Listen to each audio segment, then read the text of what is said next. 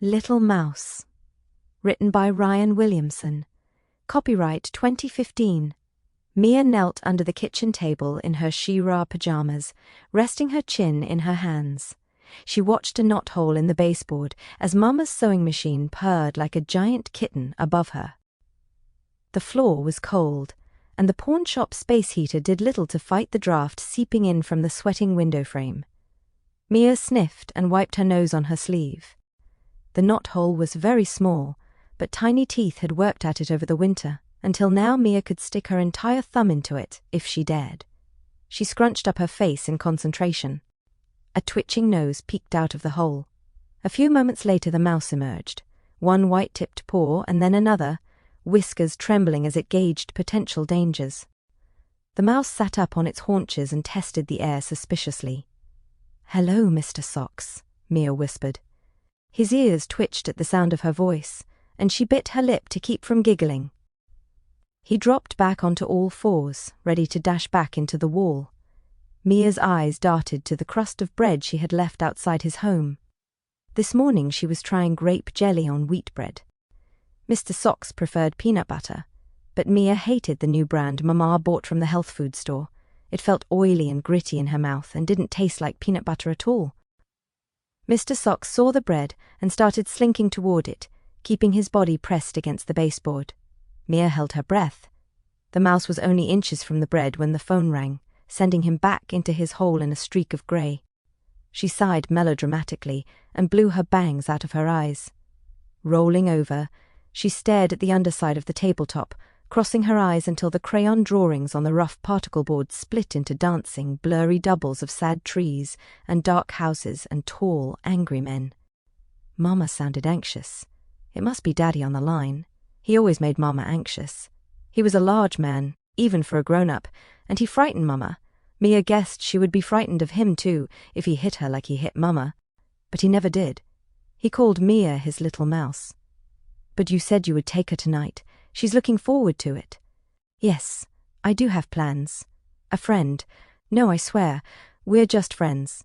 Please don't call me that. It's not true. I hate that word." Mia tried to stop listening and started humming, but Mama's voice was rising in desperation. Outside, the afternoon coal train rumbled past on the tracks behind the apartment complex. Mia felt the vibrations from the heavy cars through the kitchen floor. The pictures shook on the wall, and the glasses rattled in the cupboard like tiny chimes. Mama had started crying now. Mia hated when Mama cried, no matter how tightly she pressed her hands to her ears, or how loudly she hummed, she couldn't drown out the sound of Mama's voice. "Shut up! Shut up! Shut up!" Mia whispered as she rocked back and forth. The low rumble of the train shook the window panes. "Shut up! Shut up! Shut up!" The pretty vase of wildflowers jumped on the counter. Water sloshed onto the floor. "Shut up!" Mia screamed. The vase fell in a deafening crash. Bits of glass and wildflowers showered the room. Mama dropped the phone. It bounced on the floor and came to rest against the table leg. Mia heard Daddy shouting through the receiver. He was saying the angry words again. Mama bent down and carefully lifted Mia onto the table, inspecting her for damage. Mia felt scared, but she didn't cry. She had to be the strong one. "What the hell is going on there?"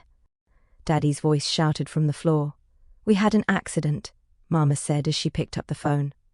"No, she's okay, just scared." "Okay, yes. No. How is that my fault? Why would you say that?" Mia grabbed the phone from Mama's hand. "Hi, Daddy. The train gave me a fright again. I wish I could see you tonight."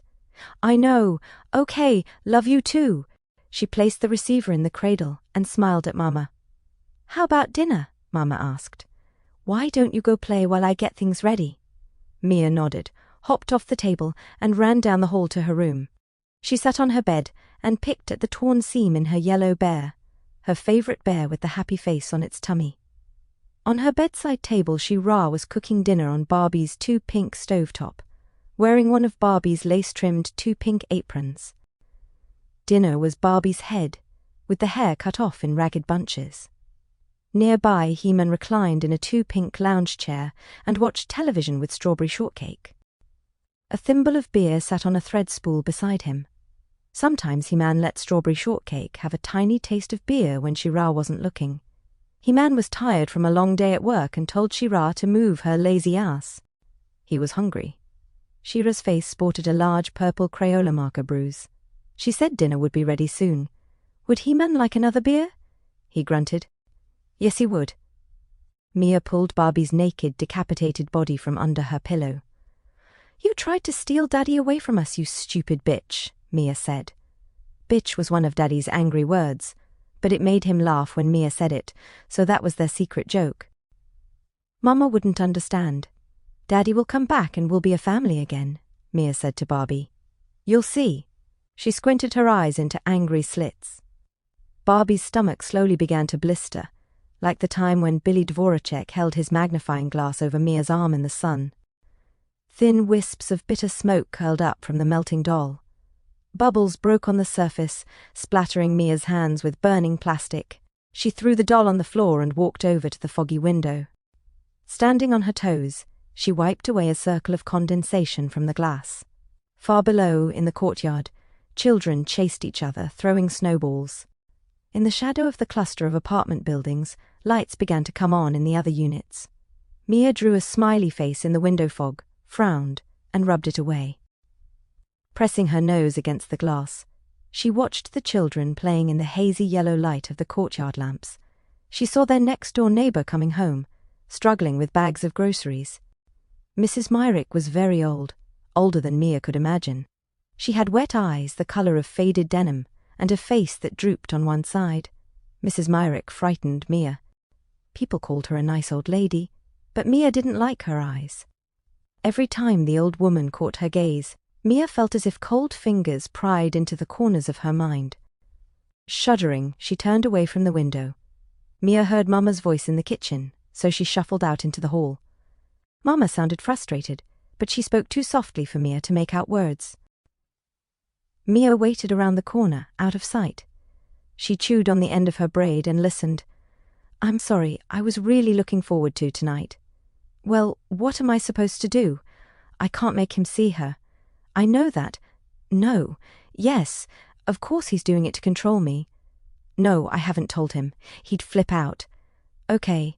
Yes, of course I want to see you. No, not yet. I don't think she's ready. I'll try to get a sitter. Mia sneezed. Mama looked around the corner and cupped her hand over the receiver. Hey, baby. She turned away, coiling the cord around her. She's here. I have to go. Yes, you too. I really have to go. Okay. She laughed and hung up the phone before bending down to brush the hair from Mia's mouth. Who was that? Mia asked. That was Todd. Do you remember him? He helped us move. Daddy doesn't like him. That's none of his business. Daddy says he's your... She stood on her tiptoes to whisper in Mama's ear. Fuck, buddy. Mia. Mama held her at arm's length. Mia shrugged. Daddy said you're a slut, just like Grandma was. Mia, what's a slut? Mia asked. Am I a slut too? No, you most definitely are not. That's not a nice word, baby. It's a very mean thing to say. Is it an angry word? Mia asked. Yes, a very angry word. Mia started chewing her hair again. I don't want a sitter. I want you to stay with me. Mama stood up and led her into the kitchen. It's only for a few hours, sweetheart. I'm making tacos. Are you hungry? Mia nodded. She climbed onto a teetering stool and leaned her elbows on the counter. Mama chopped tomatoes and lettuce. She cut the tomatoes into perfect little cubes and the lettuce into orderly strips, like streamers of confetti. A pan simmered on the stove, filled with spices and grey-brown hamburger. The smell of the spices made Mia's nose itch. She reached over and stole a pinch of shredded cheese from a chipped china bowl before she hopped off the stool. Mr. Socks was probably hungry again. Placing a few pieces of the cheese near the knothole, Mia scooted back under the table and crossed her fingers. She crossed her legs and arms too, just to be sure. Soon, Mama was on the phone again. The long cord stretched across the kitchen like a giant worm, undulating and wavering as Mama moved from one task to another. She was talking to Mrs. Harris, who lived down the hall. Mrs. Harris smelled of lavender soap and turpentine, and she always scooped Mia up in suffocating hugs. Her daughter Janet watched Mia sometimes. Mia liked Janet, who still remembered how to play, and didn't spend all the time talking to her boyfriend on the phone like the other sitters. Janet smelled like Christmas oranges and snapped her peppermint gum when she was thinking. Mia stared intently at the small hole. Mr. Socks poked his head out, testing the air and looking around. His soft velvety ears swiveled like miniature radar dishes as he stepped out and stalked the pile of shredded cheese. The cheese shivered and stood on end when he approached, like iron filings attracted by a magnet. The cheese slid across the cracked linoleum towards Mia, sluggishly at first, but gaining momentum. The mouse circled wide, attempting to cut off the retreat. Mia smiled. It was a game they played. Every day she got him to come a little closer. Soon she would be able to feed him out of her hand if she was patient. But she wasn't. Biting her lip as he edged toward the cheese, she couldn't help but reach for him, ever so slowly. Mr. Socks was so fixated on the fleeing meal that he didn't notice the movement until Mia's shadow fell over him. He bolted. Mia jumped out from under the table to block his escape. The mouse dodged around the mountain of girl, scrabbling on the yellowed flooring as he raced for his knothole. He ran over her arm, skittered past a fluttering curtain of She-Ra pajamas, and shot out from under her knees. Mia rolled over and slapped the linoleum, barely missing the mouse. He slipped, but quickly regained his footing and leapt for the knothole. An invisible hand grabbed him and violently pulled him back. The little animal clawed at the floor, tail pinned down by an unseen force. Leaning over, Mia picked him up in cupped hands, holding him so tight that she could feel the flutter of his racing heart and shivers of panicked breath. That's when he bit her. She dropped Mr. Socks and put her finger in her mouth. It throbbed. Her blood tasted like the tops of old batteries. The mouse darted away and disappeared into the wall. "You stupid bitch!" Mia hissed from around her finger. There was a sudden piercing squeal from the knothole, followed by a wet, soft sound like toothpicks slowly crushed in a ball of gum. Mama turned around and put the receiver against her chest. "Did you say something, sweetheart?" she asked. "Mr. Socks bit me." Mia held up the injured digit. "I told you not to stick your finger in that hole. Go wash it and bring me the Band-Aids." Mia put her finger back in her mouth and nodded, glancing at the hole. Darkness peered back out at her. She didn't think Mr. Socks would come out again. It made her sad, but he had hurt her. She got off the floor and went to fetch her little tin of Sesame Street Band-Aids. When she returned, Mama cleaned her finger with some iodine, which stung a little, but not too much. While they ate their tacos, Mama told Mia that Janet would be coming over, and Mia could stay up late and watch television if she liked, if she was good. Mia said that she would. Her finger pulsed softly under the big bird bandage. She felt a sour ball in her stomach when she thought about Mr. Socks. "Mama," she asked, "is it okay to hurt things?" Mama put down her taco and tilted her head. "What do you mean? You know, hurting things, is that okay?" "You mean like people?" Mama asked. "Of course not, sweetie." "What if you're mad, and it's an accident?" "That's no excuse," Mama said. Mia thought for a minute. "What if they hurt you first?" "That's called revenge," Mama said. "That's wrong too." The sour ball grew and flip-flopped in Mia's stomach. Mama continued, thinking out loud. "I suppose if you need to hurt someone to stop them from hurting you, to protect yourself, then it might be okay." "Why?" Mia asked. "I don't know, sweetie. I just know that if someone was hurting you, I'd do anything to make it stop." "Daddy hurts you," Mia said. "Why don't you hurt Daddy back to make him stop?" Mama looked down at the table and sighed. She was a small, frail woman, like a starving bird in winter. She seemed as big as the world to Mia, but she wasn't much more than a little girl herself. "I would if I was strong enough," Mama said to the tabletop. "I can be strong," Mia said. "I can protect you." "Oh, sweetie." Mama's eyes grew wet. She bit her lip. Mia worried Mama might start crying again. Mia felt like crying for Mr. Socks, but she didn't. She had to be strong for Mama. There was a knock at the door. Mia recognized Janet's light, cheerful rat-a-tat-tat. "I got it!" she yelled, jumping out of her chair and grabbing the taped and retaped box of chutes and ladders from the cupboard. Mia liked that game. The spinner always landed on the exact number she needed. Janet said Mia was the luckiest little girl she knew. But Mia knew that if she were lucky, really, truly lucky, Daddy would be with them. And not with that woman from his office with the plastic smile and skinny leopard print dress. Mia opened the door and shoved the box in Janet's face. She liked that face. It was round like an apple and framed by wild hair the colour of pennies, like the man on the television who painted the happy trees. Janet laughed and snapped her peppermint gum. "At least let her come in and take off her coat, baby," Mama said from the kitchen doorway. "Hi, Mrs. B," Janet said. "Big plans tonight?"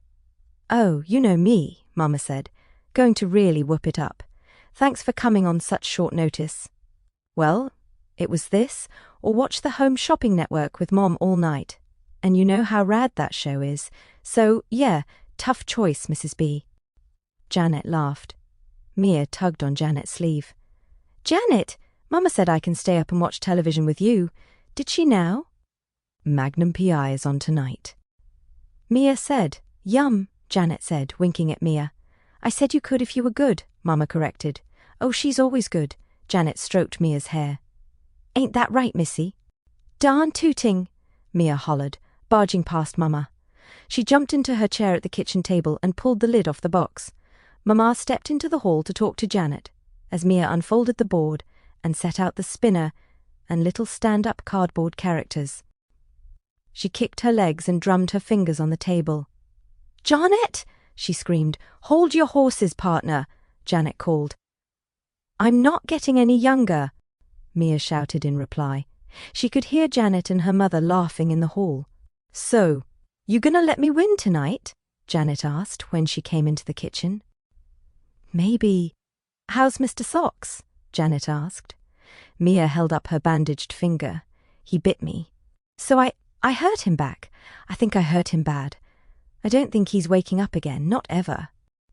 Janet frowned and raised an eyebrow. "I didn't mean to," Mia said, looking away. "That's very sad, kiddo." Janet hugged Mia tightly. Mia could be strong for Mama, but Janet was soft and kind and smelled like Christmas oranges. She made Mia feel safe. Mia didn't have to be strong for Janet. The apartment's intercom buzzed. Mama answered it, and the static-filled sound of a man's voice replied. "I'll be right down," Mama said to the intercom. She poked her head into the kitchen. "Okay, kiddos. Be good. I'll be back before 11. Hey, are you okay, sweetheart?" Mia forced a smile. "We're righteous, right, Mia?" Janet asked. Mia nodded. "Okay. Don't stay up too late, sweetie," Mama said. "Better book it, Mrs. B," Janet said. "Don't keep a good man waiting." Okay, right. Booking it. Mama blew them a kiss and ducked into the hall. They heard her grabbing her coat and tossing keys into her purse, the front door opening, and Mama's surprised gasp. Mia heard her father's voice. "Daddy!" She leaped off her chair and raced out of the kitchen, rushing past Mama and jumping into his arms. "Hey, little mouse," he said. "Did you miss me?" Nodding furiously, Mia buried her face into his prickly neck. He smelled of sweet musk and sour hops. Mama stared at him, clutching her purse between them like a shield. "What are you doing here?" Mama choked out the words. He smiled at Mia. "Just wanted to see my angel." The smile dropped when he looked at Mama. "I think one of your friends is in the lobby." "Better get going then, eh?" "Hi, Mr. B," Janet said, stepping out of the kitchen. There was an awkward moment of silence. "Janet, could you take Mia to your mom's apartment for a few minutes?" Mama asked softly. "No need." Daddy rubbed Mia's back with a warm, roughly calloused hand. "Let's go pack your weekend bag, hey darling." He moved to pass, but Mama stepped in to block him. "You have no right," she said. Her voice was trembling. "Hey, Mia," Janet said. "I think my mom baked some shortbread. Why don't we go steal some while your mommy and daddy talk?" Janet shot Daddy a cherubic smile. "It'll only take a minute, Mr. B." He considered his options and slowly put Mia down. "Sure. Don't be long. Bring me back some, eh? Janet grinned and took Mia's hand. You betcha, Mr. B. She led Mia down the hall. The door to the apartment was open. Mia could hear her parents arguing. Daddy was starting to use his angry words. Janet squeezed her hand. Mrs. Myrick peered into the hall as they passed her door. She frowned at Mia. Mia tried to look away, but she felt herself drawn into the old woman's eyes, past the decades, to the scared little girl that hid inside, a girl no older than Mia was now. That girl was cowering under a scrap lumber porch, hiding from the man with cruel eyes who stood in a hard-packed driveway, looming over the body of a woman. Your mama? Mia thought. Yes, Mrs. Myrick's voice replied, in Mia's head. Not the feeble voice of an ancient woman, broken and slurred, but the soft, clear voice of a child. It came from everywhere and nowhere at once, crisp and cold and piercing, like the wind before the first snow. Daddy has a frightful temper, little Mrs. Myrick said. Mama made him awful cross today. Your daddy hurt your mama too? Mia asked without making a sound. He don't take no lip from a woman what don't know her place. Says he'll teach her a lesson she won't soon forget. Mama, she fell down, and she ain't never getting up again. The door to Mia's apartment slammed shut. Daddy yelled, and Mama cried like an animal caught in a trap. Janet tried to pull Mia down the hall, but her feet seemed rooted to the threadbare carpet. Your mama ain't never gonna get up either, Mrs. Myrick's little girl voice said. Not less you do something about it. Mia looked up at Janet. I have to be the strong one. You are strong, Janet said. You're brave. But we need to go, to get my mom and call the police. Mia pulled at Janet's arm and struggled to return to her apartment. I have to be the strong one. Mia, no! Janet fought to pick her up. We need to get my mom. We need help. I have to be the strong one, Mia screamed. The lights in the hall flickered and burst in a shower of glass. She scratched her way out of Janet's arms and raced down the hall to the thin outline of light around her doorframe. Janet followed, crying for her to come back. Mia stopped and spun around. I have to be the strong one, Mia said. Janet flew backward down the hall like a moth caught in a maelstrom. Mia turned calmly to face the door. She took a deep breath as it opened slowly, bathing the black hall with yellow light. Mama was whimpering, defeated and broken. Daddy was saying the angry words. Mia followed the sounds to the bathroom. In the tall, cracked mirror, she saw the reflection of Mama on the floor, her body half hidden behind the toilet. Daddy was straddling her, closing his large iron hands around her neck. Daddy, stop, Mia said quietly. His muscles tensed. He spit out the angry words like an incantation, bearing down, hammering Mama against the linoleum with every spittle-soaked curse. Mia saw Mama's eyes rolling back in her head, wide and bulging. Her blue lips murmured a prayer of deliverance. Daddy, stop! He sat up slowly, taking his hands off Mama, who coughed and tried to pull herself away. Mama curled around the base of the toilet like a fetus, clutching her throat. Go to your room, Mia, Daddy said, breathing heavily and flexing his fingers. The crack of his knuckles echoed like gunshots in the sparse room. Mia swallowed the giant lump in her throat and closed the distance between them. You shouldn't hurt Mama, she whispered. I said go to your room. He lashed out and hit her with the back of his hand. Mia tumbled and fell against the side of the bathtub. Her face felt numb, like when the other children held her down and smothered her with snow. Daddy had never hit her before. How could he hurt her? She was his little mouse. She blinked out stinging tears and stood clenching tiny fists. No, don't talk back at me, he spat. Leave her alone, Mama croaked, but Daddy grabbed a fistful of Mama's hair and slammed her head into the porcelain.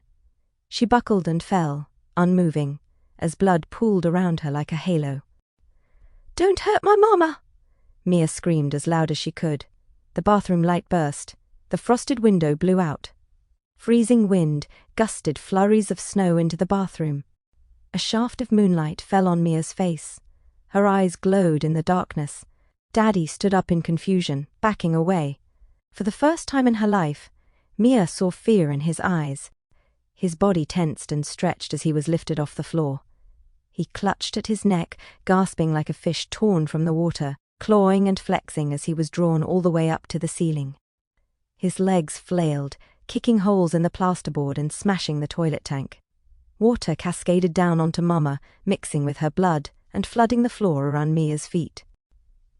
Daddy looked down at her, ashen-faced, mouthing words that made no sound as his body stretched, every joint and ligament groaning in protest.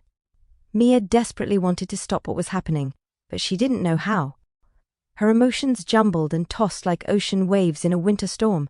She couldn't separate fear from love, or hate from sorrow. Daddy convulsed as his vertebrae splintered, one by one, like a string of firecrackers. "I love you, Daddy," Mia cried. "I'm sorry." She wept and stomped her feet. She wanted so badly to stop the hurting, but also wanted so badly to hurt him for every time he had hurt her Mama.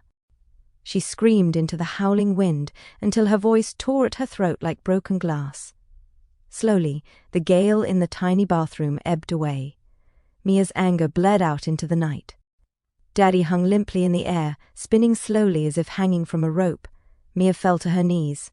Perfect diamonds of snow settled on her hair and face, twinkling in the moonlight. In the distance she heard the sound of sirens approaching. "I won't let you hurt Mama anymore," she said. Daddy's lifeless eyes gazed through her as she set him down on the bathroom floor. She brushed the snowflakes from his hair and caressed his sandpaper cheek. "Not ever, never again," Mama whimpered. Mia lay down next to her, ignoring the freezing water and the sticky blood around them. She held Mama tight and closed her eyes. "It's okay, Mama," she whispered. "I can be the strong one."